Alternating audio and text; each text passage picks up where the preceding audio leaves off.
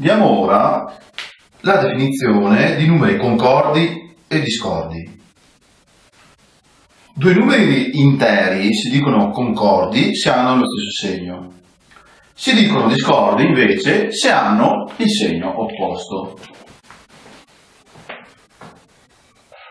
Facciamo alcuni esempi. Più 9 e più 7 hanno lo stesso segno e quindi sono concordi. Più 9 meno 7 hanno un segno diverso, quindi sono discordi. Allo stesso modo, meno 9 più 7 hanno un segno diverso, quindi sono discordi. Meno 9 e meno 7 hanno lo stesso segno, quindi sono concordi. Chiaro? Proseguiamo ora con la definizione di valore assoluto di un numero intero. Faccio una piccola premessa. Alcuni di voi, o tutti voi, hanno appreso questa definizione in questo modo. Il valore assoluto di un numero intero è il numero senza segno. Bene, questa definizione va assolutamente abbandonata. La definizione utile, operativa, di valore assoluto, fissata sui numeri interi, ma estendibile anche ai razionali e quindi ai reali, dice quanto segue.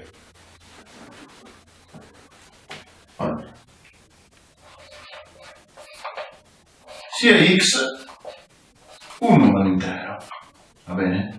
Chiaro? Lo ripeto, potrebbe essere x appartenente anche ai razionali, potrebbe essere x appartenente anche ai reali, numeri reali, va bene? Abbiamo questo simbolo qui, valore assoluto di x, quindi da x compresa due barrette, che si scrive anche come ABS di x, questa è una parentesi tonda, eccola qua,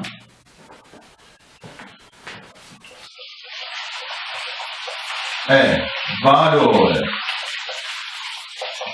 assoluto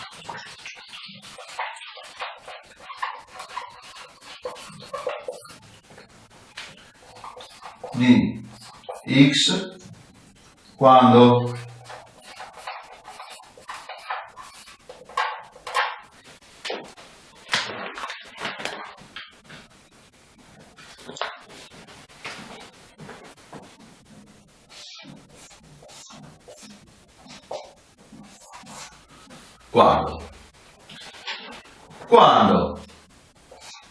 è uguale a x se x è maggiore o uguale a 0, meno x se x è minore di 0.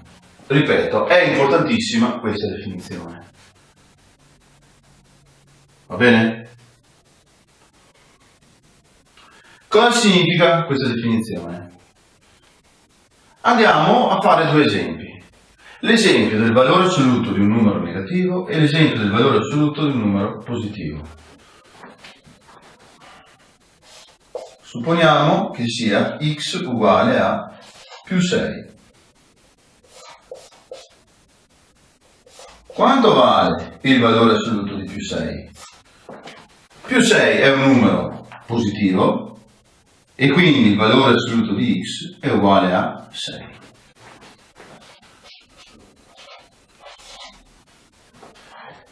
Andiamo invece a fare adesso l'esempio di un numero negativo. Valore assoluto di x uguale valore assoluto di meno 6 uguale. Applichiamo sempre quindi la definizione operativa. Stavolta x è un numero negativo, quindi dobbiamo seguire questa strada. Cosa ci dice questa strada? Ci dice di mettere un segno meno davanti a meno 6. lo specificheremo più avanti, ma alcuni di voi chiaramente lo sanno già, anzi dovreste saperlo tutti, che avere, questo qua è il risultato di una differenza chiaramente, no? Sottrarre un numero negativo, cosa significa? Significa andare ad addizionare un numero positivo, va bene?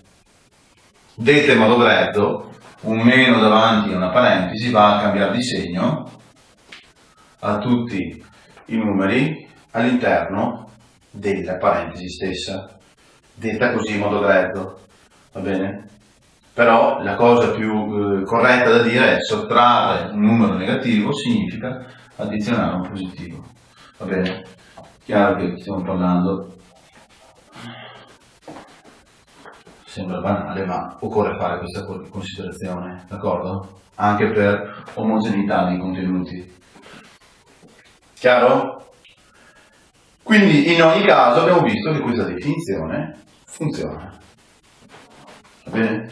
È una definizione che ci sarà estremamente utile quando dovremo fare le disequazioni in valore assoluto. Chiaramente non quest'anno, negli anni successivi. Va bene? Andiamo ora a espandere queste nozioni sul valore assoluto di un numero, esponendo quelle che sono alcune regole, va bene? Regole anche operative. Diamo una cancellata.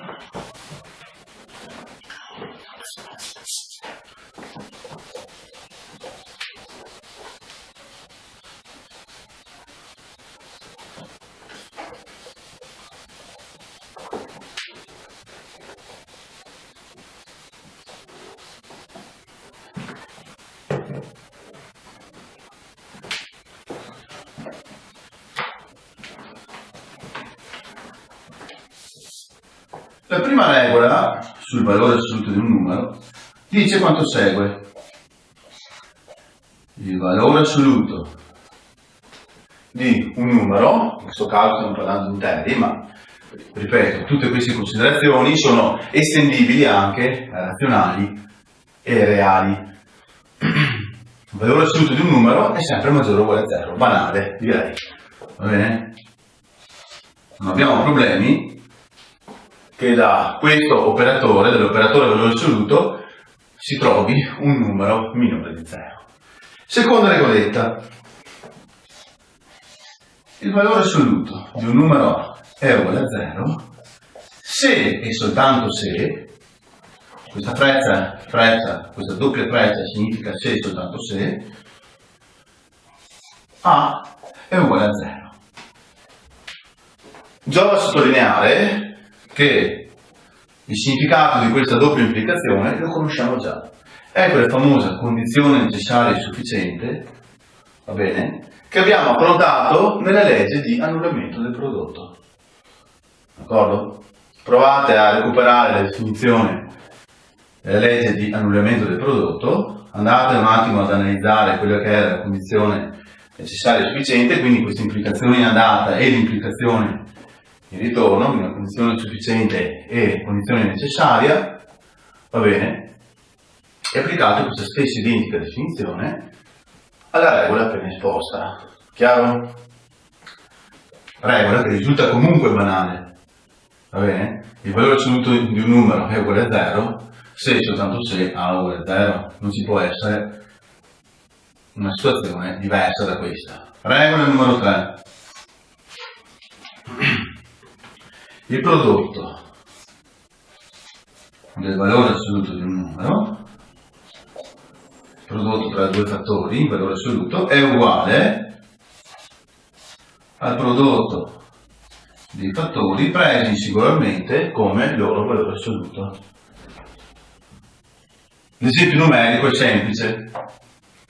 Più 6 per meno 5 darà come risultato meno 30, in valore assoluto più 30, più 6 in valore assoluto 6, meno 5 in valore assoluto 5, 6 per 5 30. Va bene? La quarta regola è la 3, però coinvolge l'operazione di divisione. Valore assoluto di A fratto B è uguale al valore assoluto di A fratto il valore assoluto di B, con B, mi raccomando, diverso da 0. Va bene? Meno 12 fratto più 4 fa meno 3, meno 3 in valore assoluto più 3, valore assoluto di meno 12, 12, valore assoluto di più 3, 3, di più 4, scusate, 4, 12 fratto 4 fa ancora 3. Benissimo. Queste due regolette, mi raccomando, queste tenetele bene in mente perché ci servono come regole operative per risolvere disequazioni in valore assoluto. Regola numero 5. Valore assoluto della differenza A meno B è uguale a 0 se e soltanto se A uguale a B. Serve verificarlo? Direi proprio di no. Se minuendo e sottraendo sono uguali, questa differenza se ne va a 0, il valore assoluto di 0 è 0. D'accordo? Sempre tenendo conto il significato del se e soltanto se, cioè delle condizioni necessarie e sufficienti, che conosciamo già. Attenzione adesso a queste due regolette, la regola 6 e la regola 7. Le prendiamo anche queste come regole operative, d'accordo? Che ci serviranno per l'esecuzione di disequazioni in valore assoluto. La prima regola dice che il valore assoluto di A è minore o uguale a B se e soltanto se A è compreso tra meno B e più B.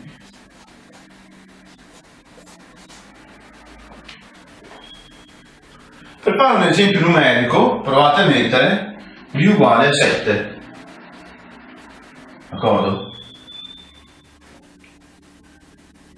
Abbiamo che valore assoluto di A, supponiamo che A sia uguale a 3, va bene? È minore o uguale di 7, se e soltanto se 3 è compreso tra meno 7 e più 7. La cosa funziona? Funziona alla perfezione. Più 3 è compreso tra meno 7 e più 7.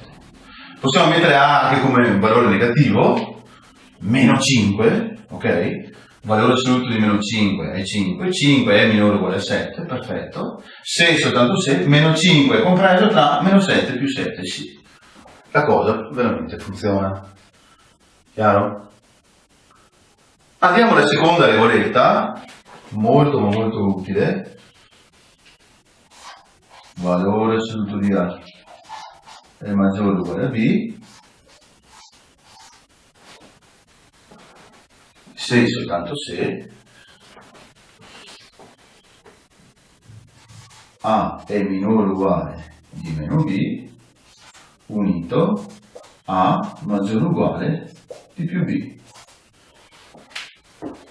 Attenzione che questo simbolo è il simbolo dell'unione, quindi basta che sia vera una oppure l'altra condizione per avere vera tutta quanta la proposizione.